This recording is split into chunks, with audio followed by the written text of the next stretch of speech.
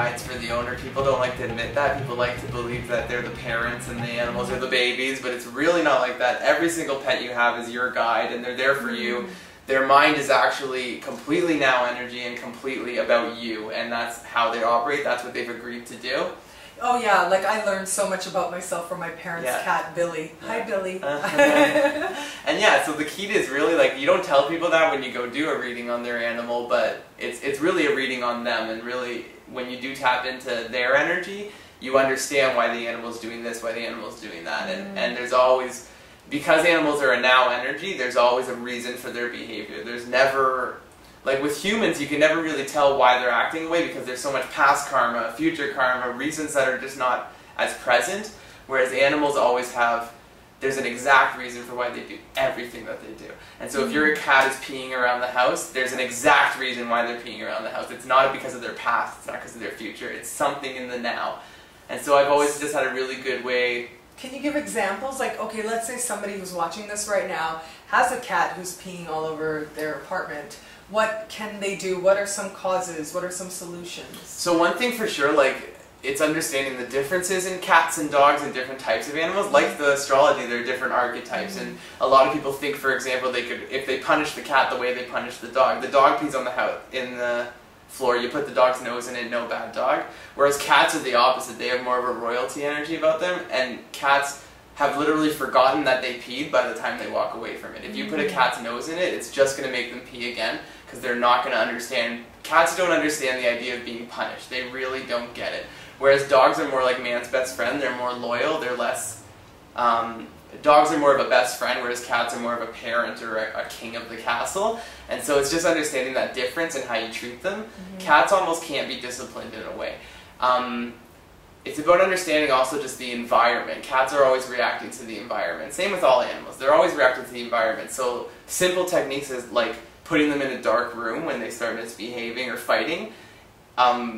Just little things, like my cats they'd fight with each other. You put them in a dark room together and you'd close the door and suddenly they'll team up. They both hate you for doing that, and suddenly they'll be the best friends again. And like little things that, just little tricks that you kind of, I never learned them, I never got taught them, I just knew, I almost knew naturally, like, oh, well, if their cat's meowing, do this, if your cat's peeing, do this, and I don't know how to describe it. Every cat's different, every animal is as different as they're human, but it's about really connecting with them, really looking at them in the eyes, and really seeing what they're trying to say. And 99% of the time it's like, I'm really worried about my owner about this. I'm peeing on the pillow because the person that's been sleeping over I don't trust. I'm peeing on the floor because they don't seem to be sweeping or mopping the floor, and I'm worried about their health and their safety. I'm going to the bathroom to meow because they need to take more showers. I'm doing, like, there's always, like, it's always all about you, and they're really obsessed with you. Their animals are basically obsessed with you. Their whole world revolves around you.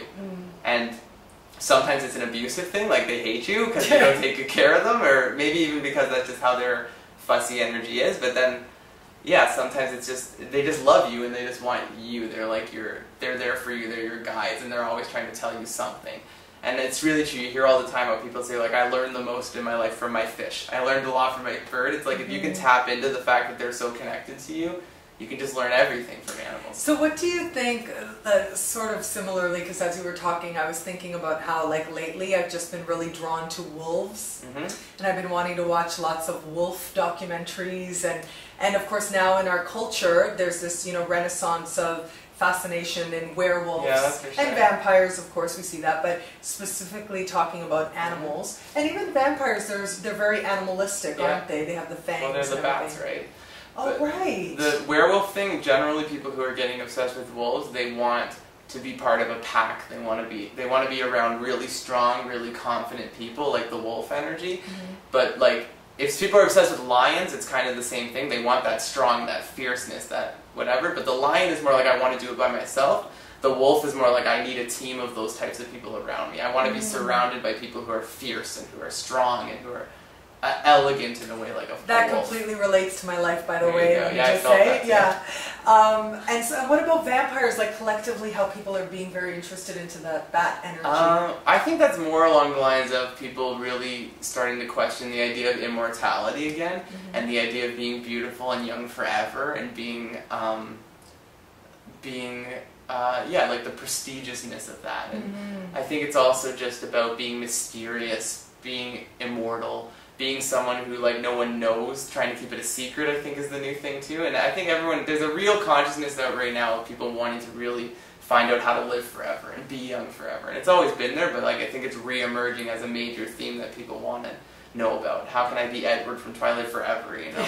And tell me if you figure it out. So yes, please let us know. Yeah, and it's the lust too. There's a lot of bats are very lusty animals. Yeah, I was thinking that as well. I mean, you think about vampires; they're very associated with this, you know, this whole idea of taking. Yeah, they're always lusty, and it's about taking someone else's essence into them. I mean, that's such an allusion. And bats are just like the creature of the night, right? And that's people just want to be that mysterious creature of the night. What other animals do you think in our culture that we're starting to gain an interest in? I'm noticing a lot of people like really getting into turtles again, and that's really, turtles are like the symbol of having your home on your back, and you can just take one step at a time. You can go as slow as you want because your home's always there. And I noticed that a lot of people, when they're asking me about animals that they're seeing in their dreams or stuff, there's a lot of turtles coming up. And especially maybe that's because of where we're situated. Like Canada was Turtle Island, and that was like the animal that was really big with Aboriginal cultures here, and maybe people are re-emerging. There's a lot of Aboriginal culture coming back at us right now, and I definitely that's feel probably that. where that's coming from. It's really beautiful. I love it. I know that with the Winter Olympics, one of the opening ceremony segments was on the First Nations creation story, and I loved it. It awakened a curiosity within me, and I was seeking to connect with people of First Nations to talk about astrology and how they understand the cosmos. So yeah, I was even going to say that earlier when we were talking how cool it is that like Aboriginal techniques are being used in social work, the idea of holism and looking at the whole circle of things, and how I was thinking how yoga is being so mainstream now that people are almost even forgetting that it's like a spiritual thing, it's more like a workout thing, and it's just cool how like all these little things are becoming like normal and natural, and people aren't reluctant to it anymore. They're realizing how it's just normal and it makes sense and it works, you know, and same with Aboriginal cultures, spiritual things. So let me ask you, what about, I know for me and for a lot of people with the BP oil spill in the Gulf Coast, we've been seeing these images of pelicans, and these images have just, you know, reached into many, many hearts of how they're suffering and all these things that are happening to them out there. What is that a symbol of? I really truly believe that the oil spill is a long time coming, and it's something that very much, something so big that had to happen that we stopped goofing around about this, getting rid of our oil dependency, getting rid of it. Like, it's igniting such a huge fire that it's going to not be something that can just fade away. We've had oil spills in the past that kind of got people sparked, but they weren't to this level. Like this huge level of like ridiculously bad. And I think the pelican is just a very motherly bird almost. Like it has that big beak, almost gives the image of just scooping you up and holding you in it, you know?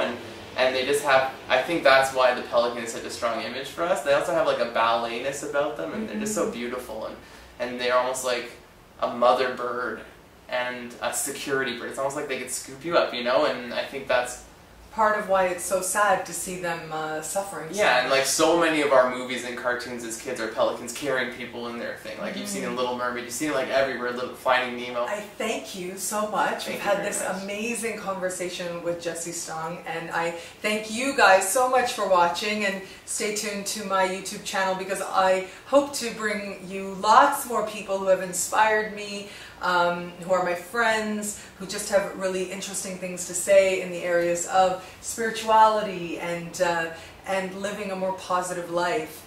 So thank you so much for watching, and thank you, Jessie. Thanks for having me, Nadiya. It's going to be great, I bet. It's going to be a good video. Yes, it'll be an awesome video.